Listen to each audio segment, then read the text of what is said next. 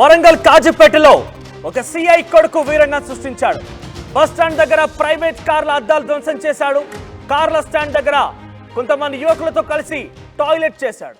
ఆ తర్వాత డ్రైవర్లు చెప్తున్నా వినకుండా యువకులు వీరంగం సృష్టించారు. తాము పోలీసుల ఫ్యామిలీ ఉంటూ రెచ్చిపోయాడు ఆ యువకుడు. ప్రైవేట్ క్యాబ్ డ్రైవర్లపై దాడి కూడా చేశాడు. 2 కార్ల అద్దాలు కూడా ధ్వంసం చేశాడు. గంజాయి మత్తులో వీరంగం సృష్టించినట్టుగా అక్కడ తెలుస్తోంది. కుర్రాలు మొత్తం కూడా గంజాయితో మునిగిపోయారు. గంజాయి బ్యాచ్ అంటూ కూడా అక్కడ పెద్ద ఎత్తున ఆరోపణలు వినబడుతున్నాయి. యువకుల్లో ఏఆర్సీఐ పూర్ణచంద్రరావు కొడుకు కూడా ఉన్నాడు. సిద్దిపేట కమిషనరేట్ పరిధిలో సిఐగా ఉన్నట్టు ఆ పూర్ణచంద్రరావు సిద్దిపేట కమిషనరేట్ లో సిఐగా పనిచేస్తున్నారు. కాజీపేట పోలీసులకు డ్రైవర్లు ఫిర్యాదు చేశారు. ఇంతవరకు చర్యలు తీసుకోలేదు పోలీసులు. ఈ పూర్తి తతంగం రాత్రి జరిగింది. అర్ధరాత్రి వరంగల్ బస్ స్టాండ్ దగ్గర ఈ గంజాయి బ్యాచ్ అని అంటే దాంట్లో ప్రముఖుల పిల్లలు కూడా ఉన్నారు. సిఐ పూర్ణచంద్రరావు కుమారుడు కూడా అందులో ఉన్నాడు. ఆయన సృష్టించిన బీభత్సం అంతా ఇంత కాదు. ఆ ప్రైవేట్ క్యాబ్ డ్రైవర్లపై దాడి చేస్తూ అక్కడ టాయిలెట్ చేస్తూ వారి కార్ల అద్దాలు కూడా ధ్వంసం చేశాడు. దీనికి సంబంధించి మా ప్రతినిధి వెంకటరత్నం మరింత సమాచారం అందిస్తారు. ఎస్ వెంకటరత్నం, అసలు ఏం జరిగింది? దాదాపు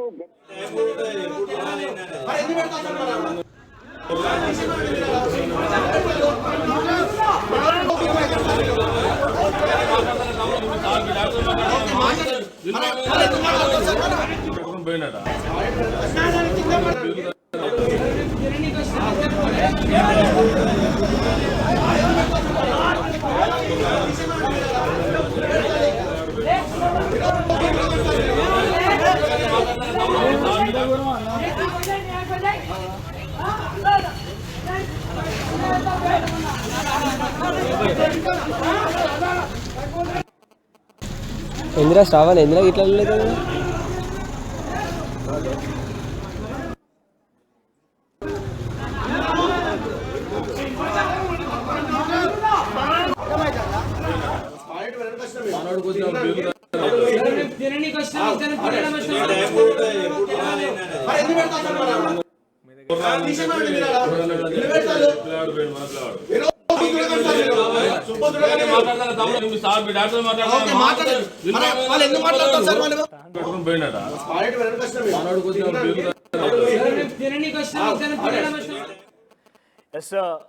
పూర్తిగా పోలీస్ స్టేషన్ ఎదుట కూడా ఎటువంటి వీరంగం సృష్టించారో చూసాం.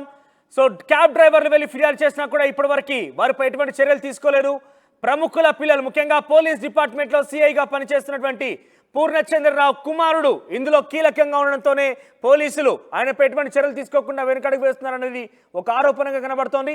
పోలీసుల పిల్లలంత మాత్రాన అక్కడికి బహిరంగంగా వెళ్ళి అక్కడ టాయిలెట్ చేయడం కావచ్చు, కొన్ని కార్ల అద్దాలు ధ్వంసం చేయొచ్చా అనే ఒక ఆరోపణలు, పలు వివాదాలు కూడా ఆ పెద్ద ఎత్తున అక్కడ కనబడుతున్నాయి.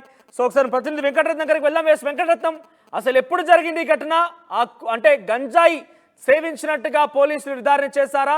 అంటే ఏం జరిగింది అసలు? ఆ మద్యం మత్తున్నట్టుగా చాలా క్లియర్గా అర్థమవుతుంది. ఏకంగా పోలీసులపైనే తిరగబడుతున్నట్టు విజువల్స్ మనం చూస్తున్నాం. సో అర్ధరాత్రి క్యాబ్ డ్రైవర్లకి వారికి మధ్య ఎటువంటి వివాదం జరిగింది? ఈ రోజు ఉదయం 3 గంటలకు అంటే ఉదయం తెల్లవారుజామున 3 గంటలకు ఈ సంఘటన జరిగింది. కాజీపేట జంక్షన్ వద్ద జరిగింది ఈ సంఘటన. ఎందుకంటే కాజీపేట నుండి డైరెక్ట్ హైదరాబాద్ కు క్యాబ్స్ వెళ్లేటువంటి వాళ్ళకు నిత్యకృత్యం అవుతుంది. ఎందుకంటే ఉదయం హైదరాబాద్ కు చేరుకోవాలంటే 3-4 గంటల ప్రాంతాన్ని అక్కడ చేరుకోవాల్సి ఉంటుంది. ఇక్కడ ఓవర్ నైట్ డ్యూటీ చేసేటువంటి క్యాబ్ డ్రైవర్లు కూడా ఉంటారు. ఎందుకంటే ఎమర్జెన్సీ సర్వీసులు ఉన్నప్పుడు హైదరాబాద్ నుండి వరంగల్ కానీ, వరంగల్ నుండి హైదరాబాద్ కానీ ఇక్కడి నుంచే ఎక్కువగా వెళ్తుంటాయి. దీన్ని దృష్టిలో పెట్టుకుని వాళ్ళు నైట్ అవుట్ చేస్తున్నటువంటి పరిస్థితి. అయితే ఇదే సమయంలో ఉదయం తెల్లవారుజామున 3 గంటలకి కొంతమంది యువకులు, అంటే ఒక 7 యువకులు ఒక వెహికల్లో వచ్చారు. వెహికల్లో వచ్చి అప్పటికే వాళ్ళు మద్యం మత్తులో ఉన్నారు. అలాగే గంజాయి కూడా సేవించినట్టుగా వాళ్ళ ప్రవర్తన చూస్తే తెలుస్తుంది. ఎందుకంటే దానికి సంబంధించి గంజాయి సేవించినటువంటి వాళ్ళ లక్షణాలు కూడా కొన్ని ఉంటాయని చెప్పి మన సిపి గారు కూడా వరంగల్లో ప్రెస్ మీట్ పెట్టి చెప్పారు. వీళ్ళ యొక్క మానసిక స్థితి కూడా చాలా ఎక్స్ట్రీమ్ గా ఉంటుందని కూడా చెప్పారు. అంటే ఈ పరిస్థితులను బట్టి చూస్తుంటే వీళ్ళు మద్యం మత్తుతో పాటు గంజాయి కూడా సేవించినట్టు కూడా మనకు తెలుస్తుంది. అయితే తెల్లవారుజామున వీళ్ళు అక్కడికి చౌరస్తా ప్రాంతంలో, అంటే వరంగల్ జంక్షన్, అంటే ఇది ఎక్కడంటే correct railway station, police station మధ్యలోనే ఉంటుంది. ఈ జంక్షన్ అంటే బస్ స్టాండ్ అంటే మొత్తం ఒక కూడలి. ఈ కూడలిలోనే వీళ్ళు అక్కడికి చేరుకున్న తర్వాత అక్కడ క్యాబ్లు ఉన్నటువంటి పరిసర ప్రాంతాల్లోనే ఉదయం అంత పొద్దున ఎవరు ఉండరు కాబట్టి ఆ రోడ్డు పక్కనే ఇక్కడ మూత్ర విసర్జన చేస్తున్నటువంటి టైంలో ఇక్కడ మేము క్యాబ్ రెగ్యులర్ గా ఇక్కడే ఆపుతాము కాబట్టి ఈ దుర్గంధం వస్తుంది, ఎందుకు మీరు ఇక్కడ మూత్రం చేస్తున్నారని చెప్పి వాళ్ళు అక్కడ చెప్పేసరికి వెంటనే కోపోద్రిక్తులైనటువంటి ఆ యువకులు 7 యువకులు అక్కడ ఉన్నటువంటి డ్రైవర్ ను చితకబాది రక్తం వచ్చేట్టు కొట్టారు. తల మీద మెడపైన తీవ్ర గాయాలయ్యాయి.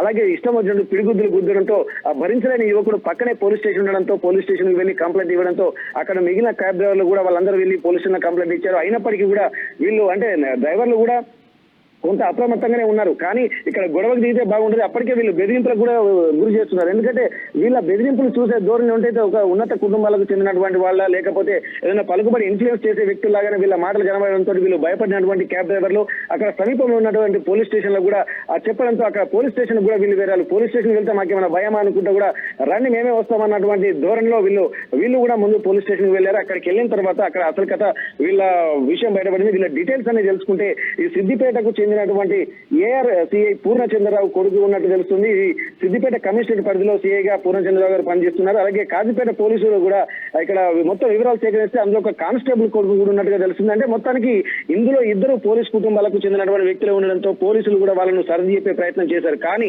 ఇక్కడ ఉన్నటువంటి వాళ్ళు సర్ది చెప్తే వినకపోవడం పోను పోలీసుల మీదే క్వశ్చన్లు చేస్తున్నటువంటి పరిస్థితి మనం ఆ వీడియోలో చూస్తున్నాము. ఆ విజువల్స్ లో కూడా స్పష్టంగా కనిపిస్తుంది. వీళ్ళ విపరీత ధోరణి ఎంత దారుణంగా ఉందనేది కూడా దీంతో అవక్కైనటువంటి ఆ పోలీసులు అలాగే డ్రైవర్స్ క్యాబ్ యువకుల్ని పోలీసులు అదుపులోకి తీసుకున్నారా, వారిని మందలించే ప్రయత్నం చేశారా? ప్రస్తుతానికి వాళ్ళ పోలీసులు అదుపులోనే ఉన్నారు. వాళ్ళకి సంబంధించినటువంటి కౌన్సిలింగ్ కూడా ఇవ్వాల్సినటువంటి అవసరం ఉంది. మొన్ననే సీఎం కూడా చెప్పారు. ఎందుకంటే ఏ ఉన్నతాధికారి అయినా సరే, ఎంత పెద్ద ఇన్ఫ్లుయెన్సర్ అయినా సరే, గంజాయి అలాగే డ్రగ్స్ మాదక ద్రవ్యాలు వాడితే తొక్కేయండి అని చెప్పి ఉక్కుపాదం మోపాలని చెప్పి కూడా స్పష్టంగా చెప్పినటువంటి నేపథ్యంలో ఒకవేళ ఇప్పుడు కనుక పోలీసులు కూడా చర్యలకు ఉపక్రమిస్తే మిగిలిన ప్రజానీకం కూడా ఎదురు తిరిగేటువంటి అవకాశం ఉంటుంది. గతంలో కూడా కొద్ది రోజుల క్రితం కూడా గంజాయి కేసులు వరంగల్లో ఎక్కువగా ఉన్నటువంటి నేపథ్యంలో ఎవరిని ఉపేక్షించేది లేదు. మొత్తం ఆంధ్రప్రదేశ్ నుంచి తెలంగాణకు గంజాయి రవాణా సాగుతుంది. సిద్దిపేట పరిధిలో కూడా గత కొద్ది రోజులుగా కూడా గంజాయి కేసులు నమోదవుతున్న నేపథ్యంలో పోలీసులు దీన్ని తీవ్రంగా పరిగణిస్తూ ఎక్కడ మూలాలున్నా వాళ్ళని పసిగట్టేటువంటి ప్రయత్నం చేస్తున్నారు. అందులో పోలీసుల కుటుంబాలే ఉండడంతో ఇది చాలా తీవ్రంగా పరిగణించాల్సిన అవసరం. మరి వీళ్ళకు గంజాయి ఎక్కడి నుంచి సప్లై చేస్తుంది, లేకపోతే ఇందులో ఉన్నటువంటి యువకులు ఏమైనా గంజాయి స్మగ్లింగ్ చేస్తుంటూ వాళ్ళు వాడుకుంటున్నారు అన్నటువంటి కోణంలో కూడా దర్యాప్తు చేయాల్సినటువంటి అవసరం ఉంది. దీన్ని దృష్టిలో పెట్టుకుని పోలీసులు వీరి వివరాలు అయితే తీసుకున్నారు. వీళ్ళకి సంబంధించినటువంటి సేవించారనే రకంగా వాళ్ళ సింప్టమ్స్ ఉన్నాయని చెప్తున్న నేపథ్యంలో వారిని టెస్ట్ చేశారా అధికారులు? ఇంకా చేయలేదు. దీనికి సంబంధించి అంటే పూర్తి కొన్ని సింప్టమ్స్ వీళ్ళలో కనిపిస్తున్నాయి, కానీ వీళ్ళలో ఒక పరీక్ష చేయాల్సి ఉంటుంది. ఇప్పుడు మద్యం తాగారనేది మాత్రం అక్కడ స్పష్టంగా తెలుస్తుంది వాళ్ళ మాటల్లోనే. ఎందుకంటే మామూలుగా ఉన్నటువంటి వ్యక్తులు అయితే అక్కడ చేసిన తప్పు దానికి క్షమించమనో లేకపోతే సారీ అని చెప్పడమో వెళ్ళిపోవాలి. కానీ ఇక్కడ వీళ్ళు చేసిన తప్పును సరిదిద్దుకోవడం పోను, క్షమాపణలు కోరడకపోను, వాళ్ళ మీద దాడి చేసి తీవ్రంగా రక్తాలు వచ్చేటువంటి కొడుతున్నారంటే వాళ్ళ స్థితి చాలా దారుణంగా ఉందని చెప్పుకోవచ్చు. ఖచ్చితంగా మద్యం మత్తులోనే ఇవి చేశారు. డ్రగ్స్ వాడారా లేదా లేకపోతే గంజాయి వాడారా లేదా మత్తు పదార్థాలు వాడారన్న కోణంలో కూడా వీళ్ళు పోలీసులు చేస్తున్నారు. కాకపోతే వీళ్ళ సింప్టమ్స్ కూడా ఏంటంటే మద్యం మత్తులో ఉన్నటువంటి వాళ్ళ ఆలోచనలు కూడా ఒక రకంగా ఉన్నాయి. కానీ కొంత వారిపై దాడి చేసినట్టుగా మనం చూస్తున్నాం. కొంత తీవ్రంగానే గాయపరిచారు, వారిని తలపై కూడా కొట్టారు. ఆ గాయాలు కూడా ఆర్టీవీ స్క్రీన్ పై మనం చూపిస్తున్నాం. సో వారి పరిస్థితి ఏ రకంగా ఉంది ఇప్పుడు? ప్రస్తుతం గాయపడినటువంటి క్యాబ్ డ్రైవర్ ను మాత్రం ఎంజిఎం లో చికిత్స పొందుతున్నాడు. తను అంటే మామూలుగా ఎందుకంటే ఒక మంచి సమాజంలో ఉన్నటువంటి నేను చిన్న ప్రశ్నించాను. ఎందుకంటే మేము ఇక్కడ తెల్లర్ నుంచి ఇక్కడే ఉంటాం కదా, మేము ఆ వాసన ఎందుకు వస్తుందని ప్రశ్నించడానికి ఇంత తీవ్రంగా దాడి గురైనాం కాబట్టి మమ్మల్ని కొట్టారన్నటువంటి దాన్ని క్యాబ్ డ్రైవర్లు అందరూ కూడా మళ్ళీ ఒక ధర్నాకు కూడా సిద్ధమయ్యేటువంటి పరిస్థితి కనిపిస్తుంది. కానీ ప్రస్తుతం ఆ డ్రైవర్ మాత్రం ఎంజిఎం లో చికిత్స పొందుతున్నారు. మెడ పైన అలాగే తల మీద రక్తం వచ్చేట్టు కొట్టడంతో ఇక్కడ మిగిలిన పరీక్షలు కూడా చేస్తున్నారు. ఎందుకంటే వాళ్ళు పిడిగుద్దులు గుద్దడంతో ఏమైనా బ్రెయిన్ కి ఏమైనా డ్యామేజ్ జరిగిందా అన్నటువంటి కోణంలో కూడా అన్ని పరీక్షలు కూడా చేస్తున్నారు. దీన్ని క్యాబ్ డ్రైవర్లు ఇంత బీభత్సంగా వారిపై దాడి చేసి వారిని రక్తం వచ్చే రకం కొట్టినప్పటికీ ఇప్పటి వరకు ఏమైనా కేసులు నమోదు చేస్తారా వారి మీద? అయితే కేసులు నమోదు చేయాలంటే ప్రస్తుతానికైతే ప్రైమరీగా వీళ్ళని అదుపులోకి అయితే తీసుకున్నారు. వీళ్ళని కేసులు నమోదు చేయాలంటే వీళ్ళకు నిర్ధారణ జరగాలి. వాళ్ళకు ఏ కేసుల కింద బుక్ చేయాలి అంటే దాడి కింద వీళ్ళని ఫస్ట్ దాడి కింద ప్రైమరీ యాక్షన్ గా వీళ్ళను అదుపులోకి అయితే తీసుకున్నారు. ఇక్కడ వీళ్ళు ఏమేమి సేవించారు అన్న మత్తు పదార్థాలు సేవించారన్న కోణంలో కూడా వీళ్ళు పోలీసులు కూడా విచారిస్తున్నటువంటి నేపథ్యంలో మరి కొంతసేపట్లో కూడా కేసులు ఏ సెక్షన్ల కింద కేసులు నమోదు చేస్తారన్నది కూడా తెలుస్తుంది. ఎందుకంటే పోలీసు కుటుంబాలు కాబట్టి మళ్ళీ ఏమైనా కాంప్రమైజ్ జరుగుతుందా, లోపాయకార ఒప్పందాలు ఏమైనా జరుగుతాయా, లేకపోతే తమ పరువు పోలీసుల పరువు ప్రాణాలవే పోతుంది అన్నటువంటి దానిలో పోలీసులు కూడా ఏమైనా చేస్తారన్నది కూడా ఆలోచించాలి. కాకపోతే ఏ సెక్షన్ల కింద మాత్రం ఇప్పటి వరకు కేసులు అయితే నమోదు కాలేదు.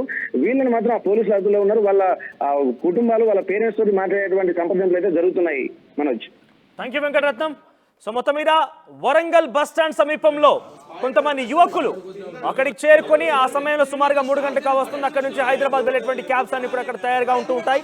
అక్కడికి వచ్చి ఆ క్యాబ్ల పైన ఆ క్యాబ్ డ్రైవర్ల పైన దాడి చేయడం జరిగింది. ప్రైవేట్ క్యాబ్ల పైన సుమారుగా 2 కార్ల అద్దాలు కూడా ధ్వంసం చేసినట్టు తెలుస్తోంది. మధ్యలో వారంతా కూడా తూగుతూ ఆ పోలీసులకు వెళ్ళి ఏకంగా క్యాబ్ డ్రైవర్ ఫిర్యాదు చేసినా కూడా పోలీసులపై కూడా వారి ప్రతాపం చూపించేలా అక్కడ కూడా వీరంగం సృష్టించారు. పోలీస్ స్టేషన్లో కూడా ఏ తరహాలో వాళ్ళు రెచ్చిపోయారు.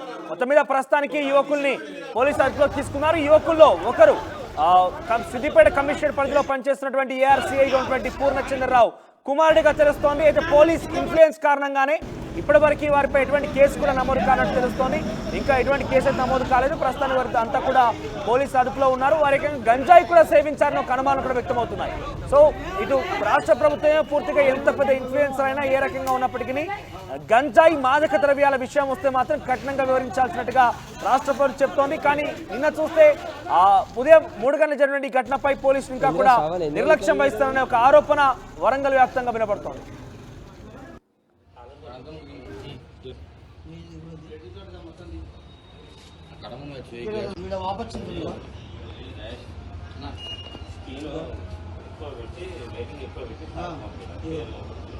నెత్తి పలిగింది కడంతో కట్టబుద్ది నేను అక్కడ